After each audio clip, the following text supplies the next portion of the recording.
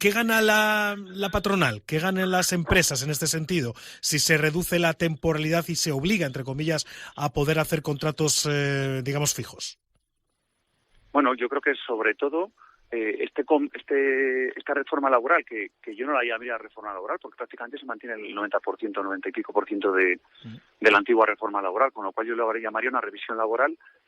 Yo creo que viene dada encima por una, entre comillas, obligación de Europa para poder atacar pues temas como los fondos europeos, porque si no, lógicamente, Europa no puede soltar dinero que España vaya de alguna forma a utilizar mal. Y sí que es cierto, como acabo de escuchar un poco el final a Rosa, pues sí es cierto que hay determinados aspectos que han cambiado, pero lo que es los convenios colectivos, lo que es la prioridad de aplicar el convenio de empresa, el que tengas, como se quería actuar sobre la subcontratación, que querían que se aplicara el convenio de la empresa principal, o sea, eran cosas que eran absurdas, ¿no? Y todo el mecanismo de los ERTEs se ha mantenido. Entonces, si me preguntas qué se consigue, realmente no es que se consigue, sino que se iba a dejar de conseguir.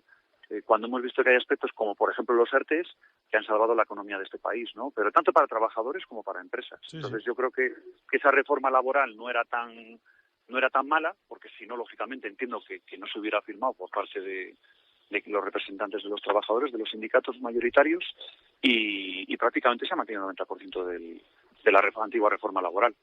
¿Hasta qué punto, Enrique, y esto es un poquito el meollo que afecta a las empresas, el reducir la temporalidad de los contratos y que el contrato genérico sea indefinido, cómo afecta a las empresas? Porque antes, lógicamente, se podía tener, no digo un periodo de prueba, pero sí un contrato temporal para luego decidir si se ampliaba o no. En este sentido, ¿cómo cambia la estructura en Cantabria de las empresas de que un contrato genérico sea indefinido?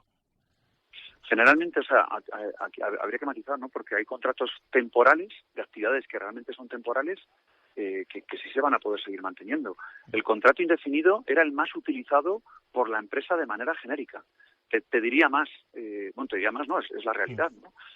La administración pública tiene muchos más contratos temporales que los que tiene la empresa privada, la que está en la realidad del mercado.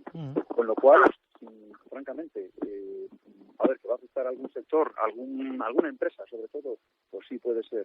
Que lo que se consigue es que de alguna forma quien quiera aprovecharse de hacer un convenio propio para digamos, atacar el convenio que existe del sector no puede hacerlo, pues bueno, puede ser. Pero habría que ver los matices de la ley, porque realmente, lógicamente, hay actividades que son temporales y que no van a obligar a coger a una persona un trabajo que es durante 4 meses, lógicamente no tiene sentido que una persona... Te estoy perdiendo de vez en cuando, Enrique, te estoy perdiendo. De momento... sí, disculpa, perfecto. Que estoy en las montañas. No, ahora estupendo.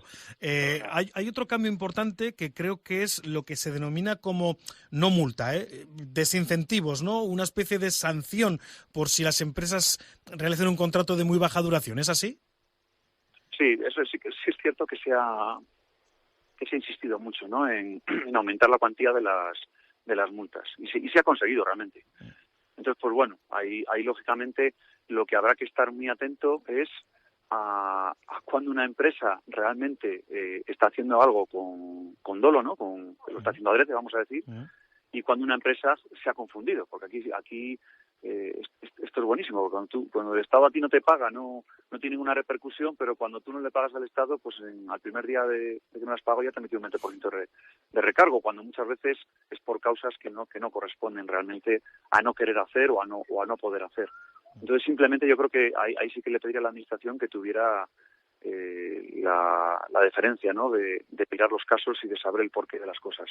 Pero vamos, lógicamente, que no cumple, que pague, pues bueno, los empresarios siempre hemos dicho que las reglas del juego nos gusta cumplirlas, y si alguien lógicamente no lo hace, vuelvo a decirlo, con dolo, pues lógicamente tendrá que tener su multa. Y si ahora las han aumentado, pues habrá que intentar que la gente no cometa esos errores, esas trampas, que además no son tantas, porque ya digo que he escuchado solo el final de la conversación que habéis tenido con Rosa, y ha hecho referencia a que muchas empresas se habían descolgado con convenios propios. Yo no considero que se hayan descolgado muchas, eso no es real.